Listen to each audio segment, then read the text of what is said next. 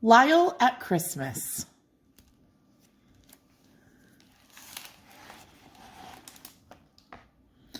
Christmas was in the air.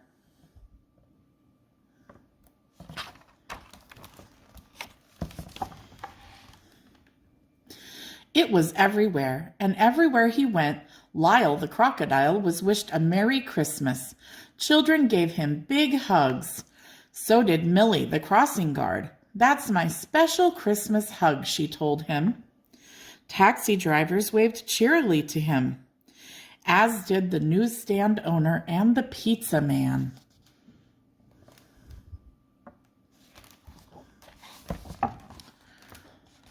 Everyone loved Lyle the crocodile, and in return, Lyle loved the whole wide world. He loved Bird and Loretta the cat, who lived 2 houses away with Mr. Grumps.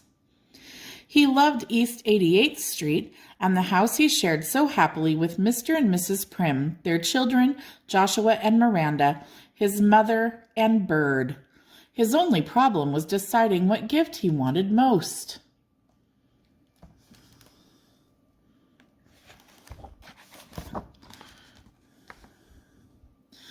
But if Lyle was happy at Christmas, there was someone living close by who was not at all happy.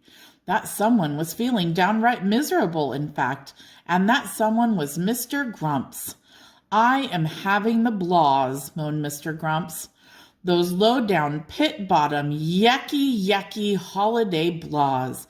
'Tis the season to be jolly, right? Well, tell me about it." "Oh, I've tried so hard to get into the spirit of it all," Mr. Grumps groaned. "I trimmed the tree, wrapped gifts, hummed a carol or two, wished for snow, roasted chestnuts on an open fire, did all of that, and still I am having the blaws."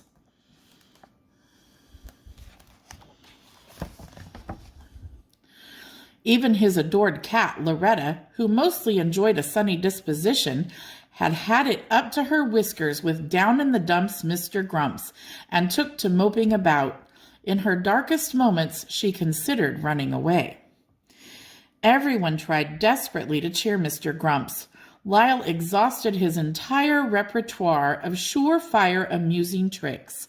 Nothing.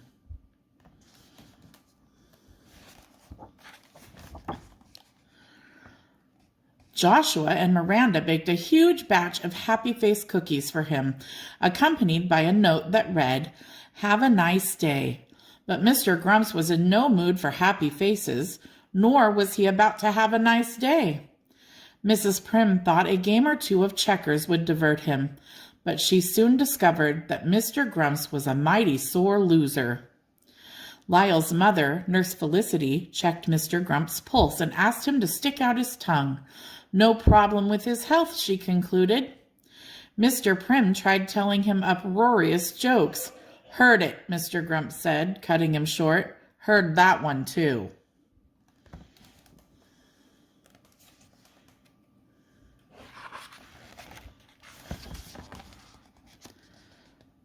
It soon became painfully clear, at least for the moment, that no amount of cheering could lift Mr. Grumps out of his sorry holiday blaws. "We'll just do all that we can to let Mr. Grumps know, no matter what, that we do care about him and love him," said Mrs. Prim. One day, a terribly distraught Mr. Grumps appeared at the Prims' door. "Loretta, Loretta, oh, my poor sweet Loretta," he cried. "What's happened to Loretta?" Mrs. Prim exclaimed. "She's gone, vanished, slipped out as I signed for a package. Loretta is lost," Mr. Grumps wept. "Oh, no," everyone cried out. "Loretta lost." Lyle was thunderstruck. "Loretta, Loretta," Mr. Grumps sobbed away.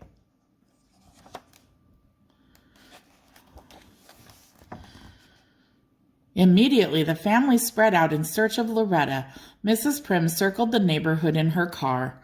Joshua and Miranda questioned people on the street. Mr. Prim and Lyle looked everywhere, late into the night. No Loretta.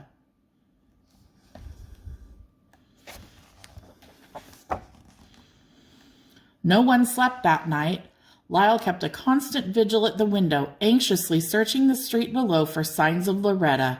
Chilling visions of Loretta wandering alone or caught up in all manner of dangerous scrapes haunted him. Suddenly, Lyle knew all too clearly what he wanted most for Christmas, but much sooner, please. I want the safe return of Loretta, he whispered to himself.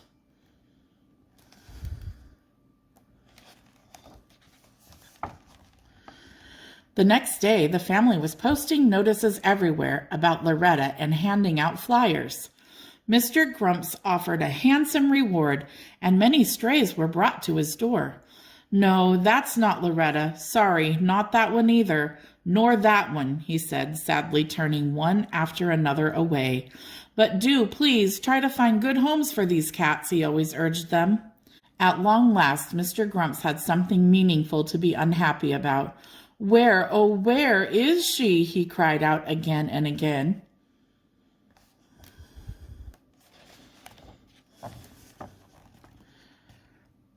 So where indeed was Loretta? Well, after spending a shivery, terrifying night far away from East 88th Street, she was, at this exact moment, having serious second thoughts about running away. True, she had had her fill of grumpy Mr. Grumps, but now she began to miss him desperately, blahs and all, and she missed her friends, but mostly Lyle. The world away from home was a lonely place, she sadly decided, especially at Christmas.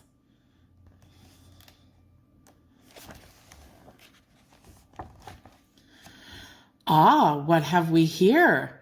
Loretta soon found herself staring up at the grinning face of Prunella Kit, known in the neighborhood as the Cat Lady. And oh, so pretty, Prunella chortled. All alone, are you? No home? No one to look after you? To feed you? Oh, you poor shriveled darling. Well, not to worry. Prunella is here, and Prunella will take good care of you. Prunella scooped Loretta up, put her in a basket, and scurried home.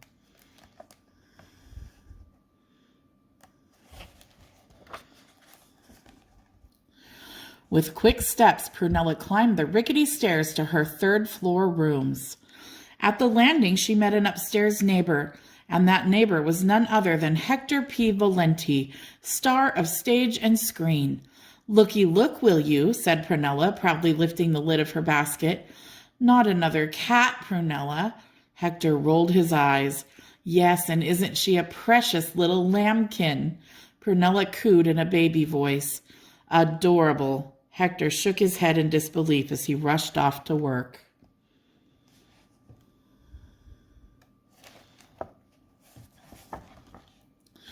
Prunella entered her apartment and immediately set Loretta free. Welcome home, my darling, she said. Loretta blinked with amazement. It was instantly clear that Prunella never met a cat she didn't like. Her place swarmed with cats. Cats here, cats there, cats galore everywhere. And some weren't at all nice. Now, more than ever, Loretta longed to be home.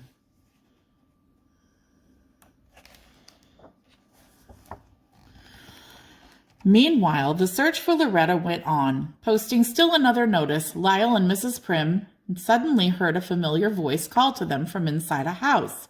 They soon discovered the voice belonged to Lyle's former dance partner, Hector P. Valenti, star of stage and screen. The old friends were delighted to see one another, but what was Hector up to now? Well, at the moment it seemed he was very busy cleaning windows. Oh, do you live here? Asked Mrs. Prim. Hector came to the door. Actually, I work here, he answered. I perform star-quality house-cleaning services. It's an interesting little side venture. Between stage and screen engagements, of course. Yes, of course, said Mrs. Prim. Lyle immediately gave Hector a flyer about Loretta. Hector read it with great interest, especially the part about the reward. He looked carefully at Loretta's picture, Suddenly, bells went off in his head. I can find Loretta, he announced.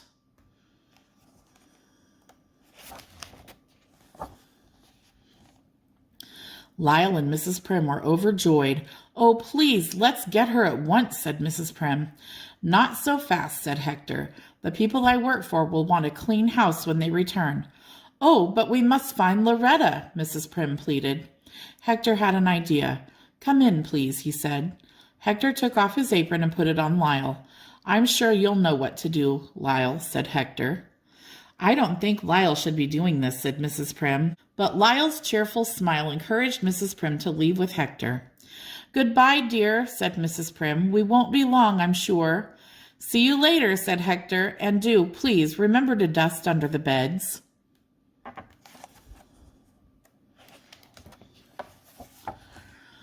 Lyle was so delighted at the prospect of finding Loretta, he got to work at once and with great enthusiasm.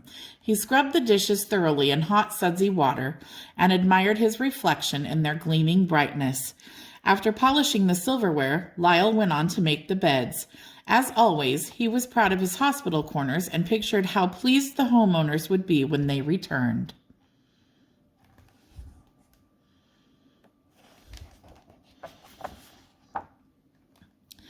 After that, there was the usual scrubbing, dusting, sweeping, and waxing. To lighten his house-cleaning chores, Lyle decided to have fun with floor waxing by pretending to do a television commercial. "See my shiny waxed floor?" he made believe he was saying. "Isn't it beautiful? Isn't it gorgeous? Want to know my secret? Dazzle. That's right, folks. Dazzle floor wax. So if you want your floor to sparkle like mine, rush out this very instant, if not sooner, and get yourself some Dazzle. And do get the giant economy size. Take it from Lyle, you won't be sorry. Oh, and by the way, friends, remember our slogan, Dazzle Dazzles."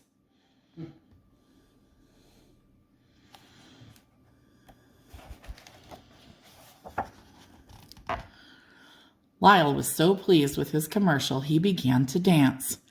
Oops! The wax floor was slippery, and he fell, kerplunk, at the feet of Mr. and Mrs. Worthmore, the owners of the house, who had just come home. They were not amused.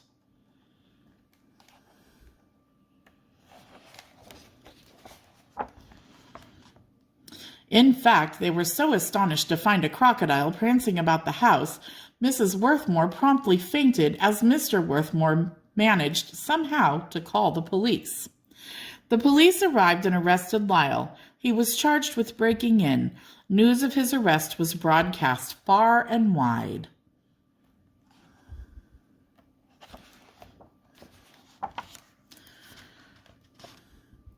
Later, in court, the judge was about to have Lyle locked up when Mrs. Prim, Hector, and Prunella burst in with Loretta.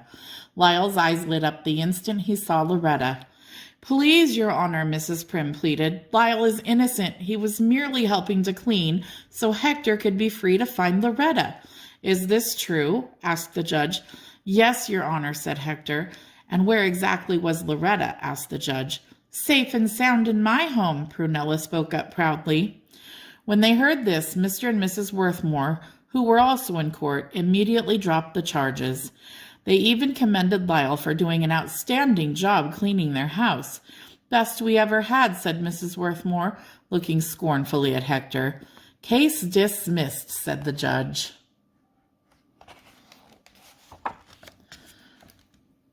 On Christmas Eve, Mr. Grumps gave a dinner party. Everyone was invited.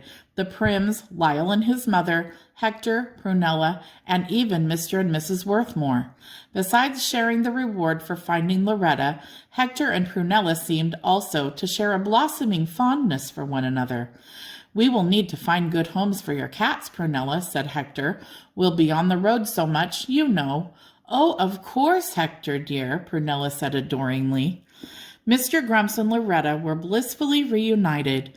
"Friends, this is a most joyous, meaningful night," said Mr. Grumps, "and so I say to one and all, Merry, Merry Christmas, and goodbye forever to the Blaws." Everyone smiled.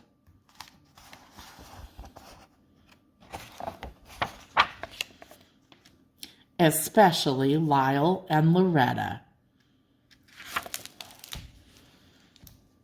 The end. I hope you enjoyed Lyle at Christmas. Merry Christmas to all of you. God bless you. Good night and bye for now.